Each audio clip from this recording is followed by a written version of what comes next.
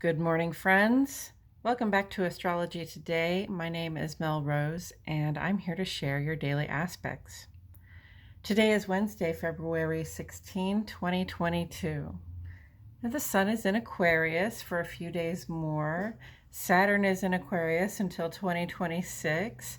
Mercury just transited back into Aquarius. So, brilliant, innovative, rebellious, questioning the status quo Aquarius finds fuller expression with Mercury's influence here, and so do we.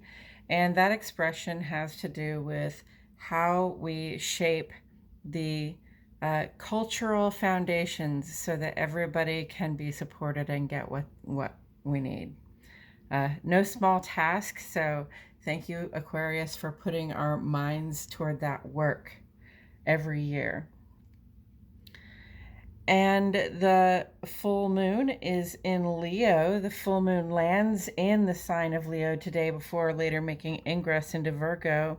This is a very loving and restorative time to celebrate what we have gained, just appreciate what we have in terms of good relations and good, supportive environments for ourselves and what we have achieved, and also to celebrate what it is that we're working toward if we haven't met the full culmination of a goal at this time.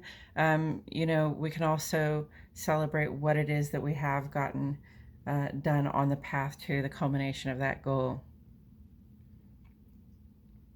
Okay, I'm going to do this a little bit differently today. Normally I take you through the legend, but now I'm just going to point out that the legend is here. So the legend only contains symbols that are on this page, and not all of the astrological symbols are going to be present on the page every day.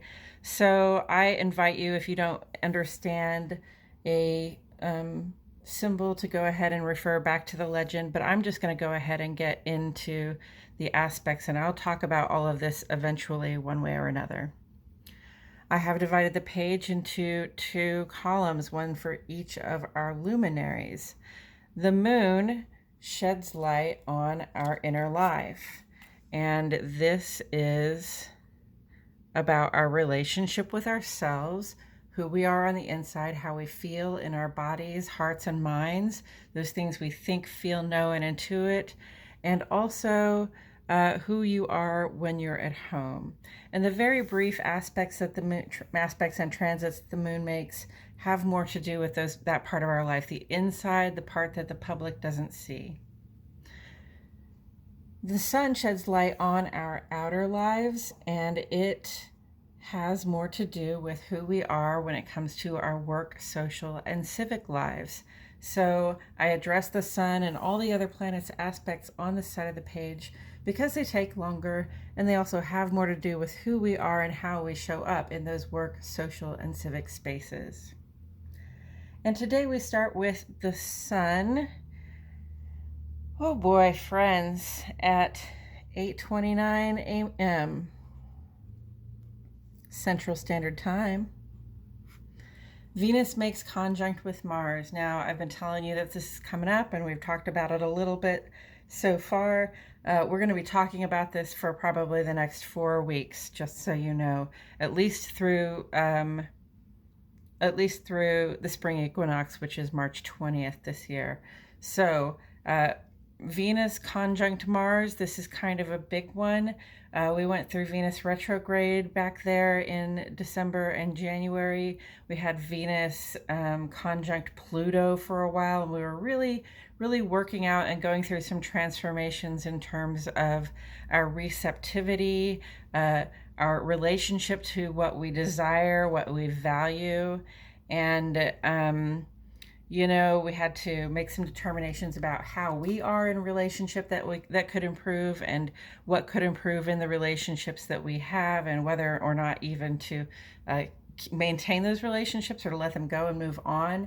So, we kind of came through that. We've made a lot of probably internal changes, whether you realize it or not. You've been doing a lot of internal work, primarily about your receptivity, about your relationship to those things that you like, love, and can't get enough of.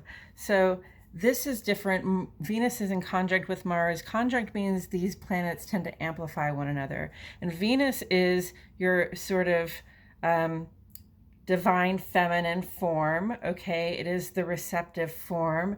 And Mars is sort of your divine masculine form, and it's the assertive form, okay? So these two are natural partners. They are the planets that are the closest to us. Venus is closer to the sun than we are, and Mars is farther away. But they are the two planets that are closest to us, and they have a lot of impact on our personal life, partially because of their nearness and the way we see them interact. So it really talks about, and I'm not just talking about romantic partnerships, and I'm definitely not going to break this down into boys or girls, okay? Because masculine and feminine, that's just one way to look at duality. And we all find ourselves in relationships where there's some duality there, regardless of whether that is defined in terms of gender presentation. So Venus and Mars, what I want you to know is that they're partners, and that they're linked up together. Like, you could go outside, and if you saw Venus, you could see Mars either very nearby or really just they're right there on top of each other and sort of brightening one another's effects. So we become more loving, we become more receptive, we become more desiring, we become more attractive, okay? That's Venus. And then with Mars, we also become more bold, more assertive, more initiating, and sort of desiring to take action. So this is a time for celebration and growth with the partners that we have chosen to keep close. Remember, Venus retrograde was all about who are we going to keep close and who are we going to push away. Well, by now, hopefully we've chosen, who we value and who we want to keep close to us. And, it's a good time to refocus in on those partnerships and, and look forward to the growth that's about to happen here, because there's a lucky aspect coming in tomorrow that we will talk about. And also, it's a good time to reflect on what you love about your partnership and raise a toast to each facet of your partnership that you love, because some of us are abundantly blessed and some of us still have work to do. And these planets are both in Capricorn right now, so Saturn rules the day for both of them. We're still in that sort of nose down, push forward mode for a little while. Venus conjunct Mars will go into Pisces at some point in the future, before the spring equinox. But for now, it's in Capricorn, so it's still like we have work to do, right? So, take this time, full moon in Libra, full moon in Leo, and just sort of celebrate what you have, and really sort of make an outline of like, how do I love thee? Let us count the ways. And again, this isn't even just about romantic relationships. This is about your work partnerships. This is about your friend relationships. This is about your partnerships with people in your family. So don't forget about that. Like, all those people that we keep close and that we work with for a reason, that's a partnership. Okay, and again, we're going to get to talk about that for several weeks. So that's all I'm going to say about it right now is, here we go. We're on this train, and we're going to start noticing that we're both more desiring and more assertive. So that could be a really good thing for us. And it's something to celebrate, that we are in partnership and that there are things that we love about the partnerships we're in. And then today at 10:56 a.m., the sun makes opposition to the moon. Now, this is the moment of the full moon's culmination. That's what that indicates, is that, like, literally, if you could go out and stand on a tall mountain and see both the sun and the moon, they would be at opposite ends of the sky. So sometimes you can see the sun setting as the moon is rising even. And that's a beautiful thing to see as well. But so the moon is full, so it is a time of celebration. Sun in opposition to moon symbolically can be a little bit agitated and possibly a little bit conflict driven, but conflict is always an opportunity to find a balance as well. So, understand as we celebrate the full moon and what we have, and we celebrate the partnerships that we have under this nice, warm Leo, shining full moon. Understand that this is a new dawn for relating to others, and uh, uh, that's going to take some work. Right? So, we've gone through a whole bunch of Mercury conjunct Pluto, and we've talked about how we think, plan, and I want to say think, plan, and react. Think, plan, and communicate. And now we want to bring that into practice. Now we want to start to bring that out into the light. Like, we've done the work. Here we are at the culmination point. Now it's time to start expressing the things that we've picked up, that we've learned, the choices and changes that we've made. So be patient with yourself, because when you're bringing yourself newly to existing partnerships, if you're bringing yourself in a new way, that might bring up some conflict. Like, hey, I don't understand why you're acting this way. Be ready to have the conversation. Okay, are you ready to get in there? Are you ready to bring your changed self out from the inside and express it, with heart-driven initiative, express it with heart-driven initiative in your relationships, in your partnerships? Or do you need to get a little rest first? Maybe you've been doing this work, and you need to take some time out and just express to yourself what it is that you intend to do, or how you intend to move forward in your partnerships. And there's no wrong answer to those questions. Just make the choice for yourself. Are you ready to just get in there and start doing the work to transform your partnerships to the next level? Or are you going to get a little bit of a break before you dive in? Okay. And then on the moon side of the page at 2:42 in the afternoon, I like how this all is happening sort of while I'm awake and with it. The moon makes ingress to Virgo, so that's out of a more playful vibe and into a more practical vibe. Under the moon and Virgo's auspices, we're like rethinking our plans, reorganizing our drawers, and streamlining all of our routines, because we love our routines and we love getting into the practicality of how to make our own day and other people's days go well somehow when the moon is in Virgo. Don't forget to take a break, okay? Moon in Virgo can push you and push you and push you, and you don't always feel like you can slow down, but you can slow down. It's okay to take a break.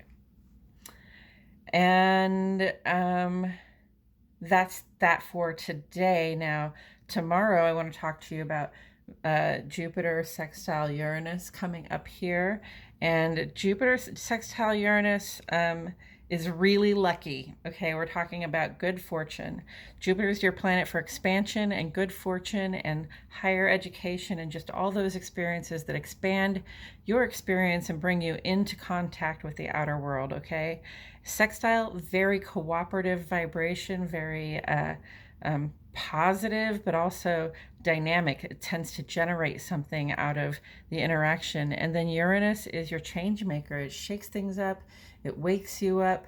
It makes you aware of shifts that are available for you to make that might, again, refine your process, make things go a little smoothly for you, or just help you get the things that you're really desiring, which, like Jupiter is here to help you get the things that you're really desiring. Okay, so this aspect, this good fortune aspect, good fortune, positive changes aspect, is going to be with us starting tomorrow, and also through the 20th of March with the spring equinox. So these two are riding together, right? So working on our relationships and making positive changes, like really a blessing right here is what we've got coming ahead. So I'm really looking forward to that and to talking about those together for the next few weeks. Friday, the sun goes into Pisces, so moving out of Aquarius, which is, like I said, innovative and scientific and somewhat rebellious and questioning of the status quo, into Pisces, which is not really less innovative or rebellious, but more of an emotional and less of an intellectual vibe, and more about creativity, playing, even getting some rest, because it's actually the end of a cycle. And we're going to talk a lot about that. And also, coming up next Wednesday on the 23rd, we'll have that third quarter moon, which will be the halfway point between this full moon and the new moon. And that'll be the time when we start sort of pushing things out so we can make a clean slate to pull some more stuff into our life. Okay, so that's all I've got to say about the aspects today. If anything comes up for you while you're looking at this, or if you have any questions or thoughts, comments to make, please put them in the comments section below. I check them almost every day, so I'll be happy to see that you posted there, and I'll respond. Also, while you're here, why don't you go ahead and give me a thumbs up, like my video, and click the notification bell, subscribe if you haven't already. Share this with somebody you think it'll resonate with, right? Because we can all use a little, if not guidance, then just, acknowledgement of the things that are ambient and the energies around us that everybody seems to be dealing with in one way or another.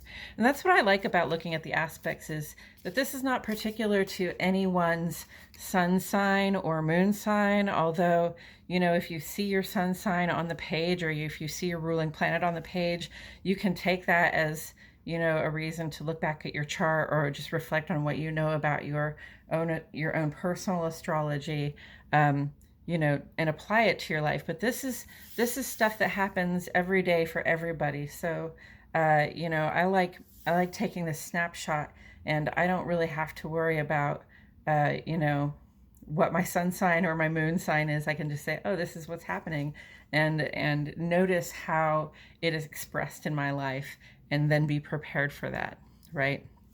So, yay for that. At this point, I'm going to talk a little bit about tarot. I'm going to tell you about the card that sits on the side of the page, and then I'm going to throw one that's just for today in general. The tarot card on the side of the page is the Seven of Swords. Seven of Swords represents the last 10 days of the sun's transit through Aquarius. And the Seven of Swords has an air of deceit, of getting away with something, of sort of like sneaking around, and people sneak around for all different reasons. We all have our reasons for keeping secrets when we do. And, it's just a sort of reminder, when you take from somebody, they're going to be missing something. And also, that includes in just deceiving, if you withhold information that they would have found valuable, if you allow somebody to believe something that isn't true, that all comes out in the form of deceit. It all comes across in the form of deceit. And we have to remember, to try, not to put anybody in a harmful position with the secrets that we keep, to not keep secrets if we don't have to, and, to be very selective about the secrets we keep, or the white lies that we tell. And that's what I have to say about that today. We're going to, while I'm mixing up these cards, which were already pretty well shuffled, I'm just going to remind myself in the cards that the sun is in Aquarius today, as is Saturn and Mercury. So the sun is getting a lot of expression of these ideas around reform and new foundations, because we seek foundations under Aquarius, but we seek to reform them as well. It is Wednesday, which is Mercury's day of the week. The moon is full. Celebrate. Huzzah. It's going to be bright outside tonight. If you've got good weather at all, get out there, enjoy it. Especially with the Leo vibes on that full moon. That's just all about letting the inner child out to play, and enjoying life, like really appreciating being alive. And we have Venus conjunct Mars coming in at the same time, basically. Again, a time to celebrate, especially with the partners that we keep close, and to reflect on what we love about those relationships. And to really, I'm going to use the word granular. Get a little bit granular about what you love about those relationships, and really show some appreciation. And the moon going into Virgo tonight gives us a little more of a structured bent than a playful bent, but that doesn't mean we can't still play and have fun. So with all of that said, I'm going to go ahead and put a card down. The Seven of Swords. Guys. Okay, so it's the Seven of Swords I just showed you on the side. This is the Seven of Swords from my other tarot deck. They mean the same thing. They're about deceit. They're about carrying off more than you really need. I see by the fact that the swords are all pointed down that this is not meant to be a violent act. Sometimes when people... It occurs to me that sometimes when people take from us or lie to us, they do it because they think it is the fair thing, or because they think that that like something that was theirs was kept from them, and so they get to keep something of yours from you, right? Sometimes that's the way people find balance. It's not productive. It is not helpful. But it's also, not something that people understand not to do when they do it. Okay, so we have to be a little bit forgiving. I think we have to, we all get away with things from time to time. So if somebody has gotten away with something with you, I always like to address it when somebody has gotten away with something with me. If somebody has just sort of deceived me by leaving out information, then I'm just like, okay, you left that out. I know that you're lying, but I'm not going to say, I won't say that they're lying, but I will say I think you've deceived me, and not knowingly, but I do get this vibe, like, if it's more than I need, and they are keeping it from me, then fine, let them have it. Right? That's sort of the feeling I got from this. This one looks a little more mournful and sad. They've got their face turned away, sort of almost like a defensive shoulder raised. Rather, this guy looks like he's looking over his shoulder, and this guy looks like he's just sort of looking down with his shoulders up and trying to get away in time. So definitely, like, check if there's anything of value specifically that you have that you want to make sure that you check it, make sure it's secure, okay? Still make sure that nobody knows where it is, or, only the people you trust know how to get to it. And, check your security in general. Make sure your doors and your windows lock properly. Make sure the back door isn't being left open at night. People steal away with all kinds of things. And that's both physical and mental and emotional. When people do things to hurt other people, the intention is to rob them of something. So I have to say that because it comes up, that we have two Seven of Swords here. So, look out for that energy. But then, I think about Venus and Mars, and I think, maybe these two are partners in crime. So maybe that's one of those partnerships that somebody needs to work on, huh? Okay, I'm going to leave it there. I appreciate you all so much for showing up and seeing your daily aspects. My name is Melanie Rose, and I'll see you all back here tomorrow for more Astrology Today.